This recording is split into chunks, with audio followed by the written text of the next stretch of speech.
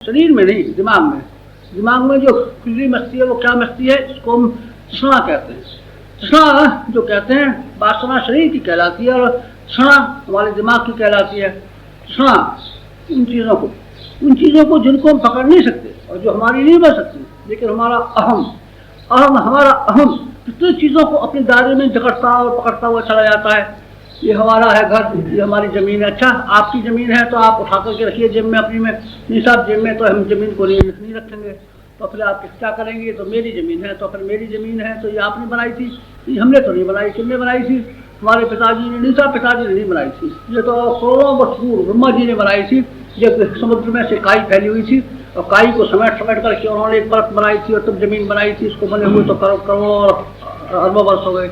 तो फिर जो जिसको आप ये कहते हैं मेरी ज़मीन, ये आपकी कैसे हुई? ये तो ब्रह्मा जी की हुई।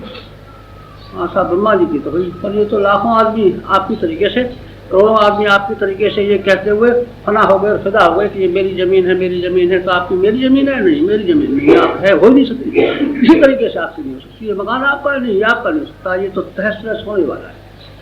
तो थोड़ी देर बाद, 100 वर्ष बाद और 200 वर्ष बाद ये मटिया बैठ हो जाएगा। अभी जो सीमेंट का बना हुआ है मिट्टी में शामिल हो जाएगा और बहकर के कहीं चला जाएगा। ये आपका मकान है? नहीं, आपका मकान नहीं है, ये मिट्टी का मकान है। और मिट्टी में से जहाँ गड्ढा हमने खोदा था उसी में से उसको बना लिया है, और वो गड्ढा जब इसकी मिट्टी हो जाएगी तो फिर ये गड्ढे में चला जाएगा।